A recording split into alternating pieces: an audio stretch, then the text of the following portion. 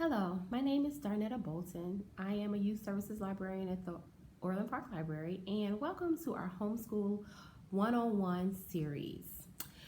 I am a youth librarian, but I'm also a homeschooling mom of five. My kids are ages 13 to ages 6, so I have a first grader all the way through seventh grade.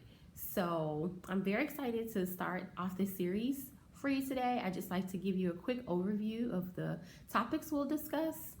So the first session, we'll talk about your why. Why are you interested in homeschooling? Second session, we'll explain the difference between homeschooling and schooling at home. The third session will give an overview of legal issues as it pertains to homeschoolers in Illinois. We would want you to keep in mind that we are just giving a general overview and that we do not want you to substitute this as legal advice. However, just a place to start, and you can feel free to use the links as resources to find more information.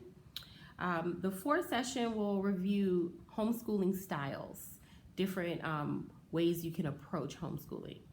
And the fifth one will be, how do you choose a homeschooling curriculum? There's so many curriculum out there, and we want to help you have some tools to decide which one is best for your family. And lastly, we will talk about some of the common questions that you all might have. We encourage people to please submit questions at the bottom of the post, and we will use those questions to answer and have a Q&A for the very last session.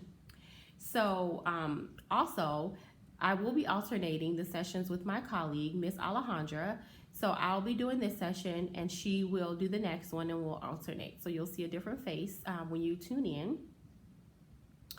And so we are just really doing this because we want to encourage people to get any questions they might have answered. We know COVID-19 has caused a lot of families to want to investigate homeschooling more. So if you're one of those people and you're interested in learning more about the options that homeschooling might offer your family, please feel free to tune in. We're really excited to have you, okay? So we're gonna get started, and this is our first session called Let's Get Started. So one of the main questions that most people have when they get ready to homeschool, or they even start thinking about homeschooling seriously, is, what am I supposed to do? How do I even do this? It just seems very overwhelming to even begin. They don't know where to start. So the first question I would encourage you to ask yourself is, why do you want to homeschool? So we know that the current climate in our country with COVID-19 has a lot of people examining homeschooling for the purpose of keeping themselves and their children safe and healthy, but there might be other reasons why you want to homeschool. So you might think about it as an opportunity for family bonding, a good opportunity to have all your children together, or if you have an only child, a good opportunity for you to spend time with that child. You might not be satisfied with what your local school has to offer, and you would like to provide a more customized curriculum for your child. You might have some religious reasons why you would like to homeschool, and that's a main factor. You might also may not enjoy the fact that some programs require students to be on a screen for the majority of the day, and you would like to create a curriculum that is more around living books and nature and being outdoors, and you feel limited in having to be on a screen. So I'm just giving a few examples. There could be plenty other reasons why you want to homeschool, and if that's the case, then I encourage you to just take a minute, even if you have to pause this video, and just think about it. Why would I consider homeschooling this year?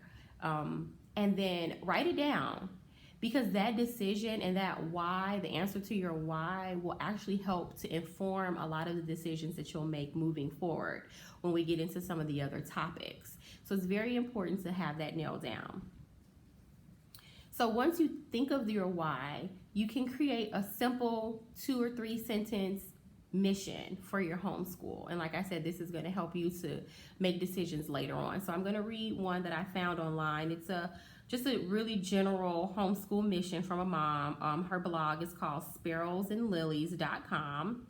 And she says, our choice to homeschool is a yes, not a no. We are saying yes to adventure, yes to togetherness, yes to curiosity, yes to play, yes to great books, and yes to a simple, intentional life. By choosing to say yes to these values, we are striving to create a culture that nourishes both the minds and hearts of our learners, preparing them to live for a life of purpose. So that was just one example of a mission. Yours could be very simple. It could be, we would like to homeschool our children this fall because we value living books and literature and having experiences outdoors, and we want to cultivate that lifestyle in our children, and so we choose to homeschool. It could be that simple. So now once you know why you choose to homeschool, the next thing most people want to know is, now, what do I know to teach? What do I teach now?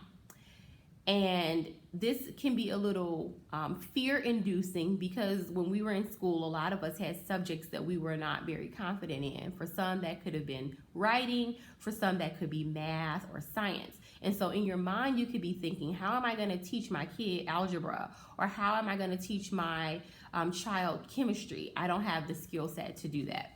So one of the things that I would encourage you to do, and this is something that I've learned from being in a homeschooling community for years, is that you should approach being a homeschooling parent as being a lead learner and not a master teacher. So I'll repeat that. So approach homeschooling as being a lead learner instead of a master teacher. So a master teacher would probably have gone to school to get a master's degree in some subject like English or math or science, and they would decide to teach that one subject. A lead learner then is someone who chooses to take the lead in learning how to approach a subject. That does not mean you're a master. It just means you take the lead. So that means you are willing to get into the studies with your child, to take some of the ownership on yourself and learn how to approach the topics and then teach them to your child. Does that mean you need to know the whole book before you teach them lesson one? No. You just could be 3 lessons ahead, 2 lessons ahead. You go through your curriculum, you read up on that subject, and you educate yourself, and then you proceed to teach your child. And that is actually a very good approach, because it gives your child the understanding that we never stop learning. We don't get to a certain age and decide school is over for me. I'm always able to continue learning how to do new things.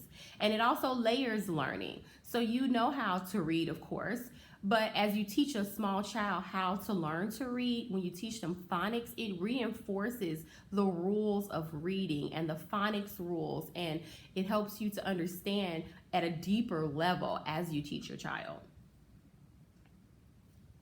So now when we get into other subjects that are more academically rigorous, like higher level maths and higher level sciences, that a lot of parents are not able to teach with confidence, when you take the approach of a lead learner, you realize that you may not have that skill set, but you can find someone who does. So the second thing is, not only are you a lead learner, but you are also, as a homeschooling parent, the manager of your child's education. So homeschooling doesn't mean that you have to teach every subject. It just means that you're managing their education from your home, and you choose as a parent to do so and to manage that. Now that's probably very similar to what many parents do whose kids are in school, but the responsibility for finding ways to fill in the gaps would be the main responsibility of the parent.